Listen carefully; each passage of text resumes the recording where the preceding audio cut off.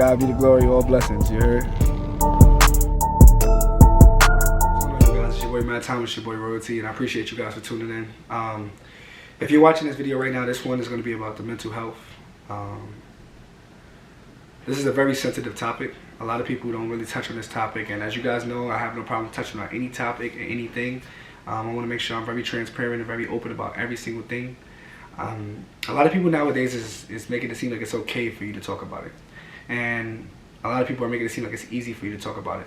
First of all, I want to get on here and I want to be honest with you guys and tell you that it's not easy talking about it. Most people say, hey, you should just go to somebody and talk to somebody about your problems, and most people say, you know, it's not that big of a deal. Most people say, like, you know, it's a phase, you'll get over it. And I'm here to tell you to tell them to shut up. You could tell them I told you to tell them to shut up. The first thing I want to say is, how do you start to speak about what's bothering you on the inside? If you're watching this video right now, I had this conversation with everybody out in Florida. As you guys know, there's some big content creators, and I wanted to ask them, like, you know, what would their take on how to speak on, you know, mental health, and, you know, what's the best thing for you to do as far as, you know, starting. And that goes for life. It's not just mental health related. It's like I can't get more energy out if I'm not like taking care of myself. And since we create, and that's a lot of pressure. If any of you are creators out there, you know how hard it can be to create a video, put information out there, and then to, you know, feel like you got to do more and more and give and give and give. You're empty. You're empty. The difficult part of that responsibility is drawing the line for yourself and for others, because yeah, like, I mean, I feel really bad. Like, I'll get messages and then people will be like, hey, I went through a similar thing, and they'll tell me all about it, and then like I won't realize they messaged me until like they've sent a million messages like, oh, I thought you cared about this. And it's so tough because it's like, I know I have a responsibility, but like there's only so much you can do as one person, and then it all goes back to you have to take care of yourself first. Like, I can't stay up constantly responding to messages, but I do try, because yeah, you want to continue that conversation. That's the reason you put it out in the first place. You know, how do you start to talk about what's going on with you? Most people already have a ball rolling, but how do you start? And I want to let you guys know that if you want to start, you know, actually expressing yourself, the first thing I'm going to say is you have to be honest with yourself. Look yourself in the mirror and tell yourself what's going on. Like, be honest with yourself and tell yourself what's going on. With me, personally, I work differently than a lot of people. A lot of people can't deal with their past. A lot of people can't put their things front and center. Me, I deal a little bit different when it comes to pain, when it comes to things that I have to deal with. I have to tell myself something hundreds of times. Like, Matt, you know, in your life you was a failure. In your life, you know, I tell myself this because if anyone else was to tell it to me, it would not bother me because I've heard it so many times. But the thing about it is I will not allow myself to stay in the circumstances that I have been presented. I'm going to change my life because I need to change my life for myself and be better for myself overall. So ask yourself, how can you be better for yourself overall, and change who you are and change the narrative of how can you be better? That's the biggest thing. Just be better for yourself and figure out how to keep going and keep understanding. I really love my audience. Like, I feel like they know me and I know them. And like, when someone opens up to me, I do feel responsible. And having broached the subject of mental health, like, I do really feel like I owe it to them to read all the comments and really engage with them. And I try and be as sensitive as I can, obviously, because mental health is such a sensitive topic. So when I create videos around that area, I'm always very aware of doing content warnings and trigger warnings. So yeah, I definitely do feel a certain level of responsibility around my audience. Yeah. I do feel a sense of responsibility as well. I feel like when you have an audience, you have a responsibility in general to make sure that you are setting the right examples and you're talking about the right things and explaining them to the best of your ability.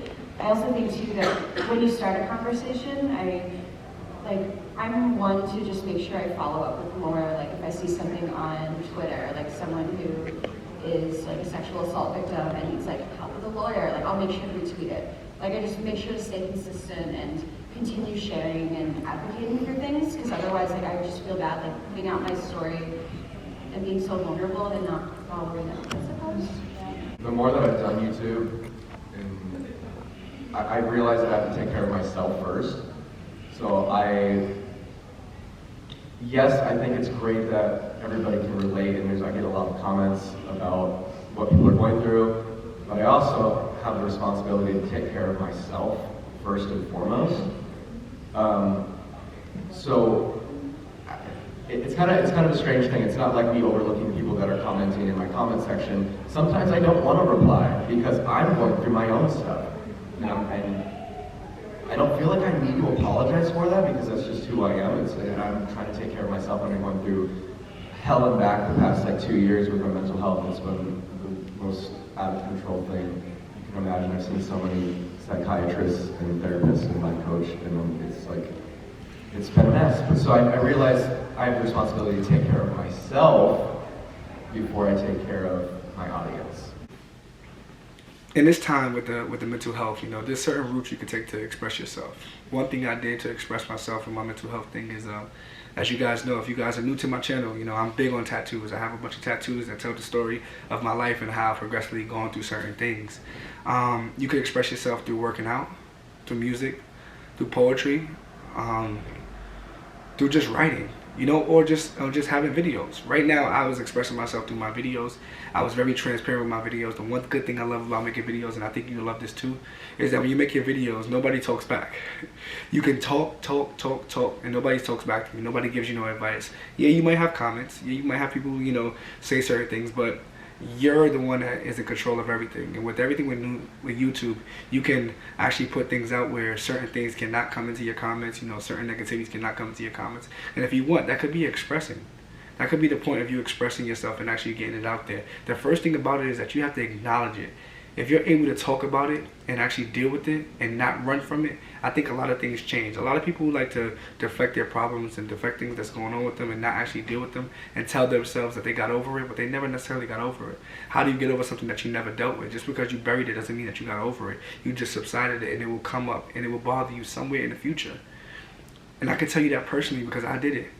I did it with relationships, with parental, you know, guidance, with coaches, with females. I've done it. And I'm going to tell you right now that you have to attack it head on. Attack it head on to let you know what you're ready for in life. Because something in life is going to always hit you harder than what you anticipate. And if you're ready for it, if you're prepared for it, then you'll know how to deal with it. I promise you. I promise you. All you got to do is first learn how to talk.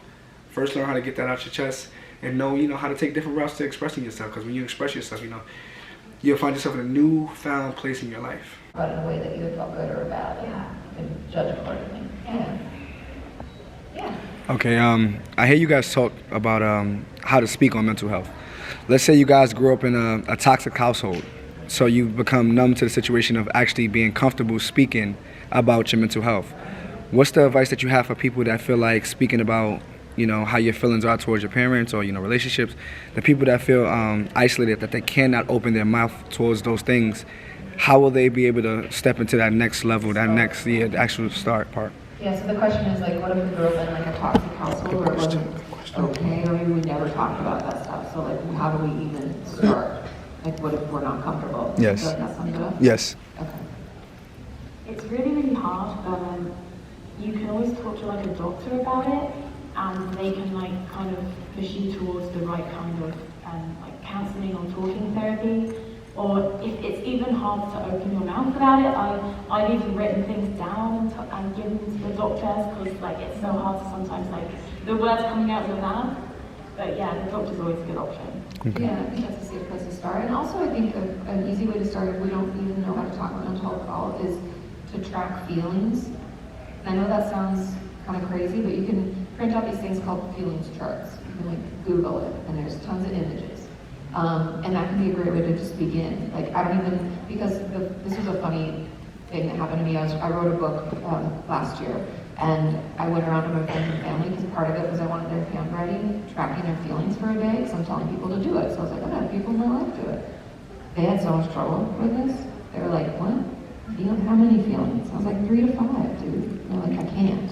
And so it taught me that, like, I was assuming something that wasn't there, like that people already knew and could track. And so it could be helpful to just look at those feelings charts and try to come up with one. Like, what did I feel today? Because if we've grown up in an environment where we didn't talk about it, we didn't tap in, we don't even know. It's like the thought of sharing, you're like, it can feel like we don't even have the words, and that can help give you words. And then you can go into like how it feels in your body and progress from there and get more comfortable talking about how that happened. Does that make sense? Yeah, pretty much. What's your goal? Me personally? Not in life, but what's your goal? Are you trying to mend a relationship with like a toxic?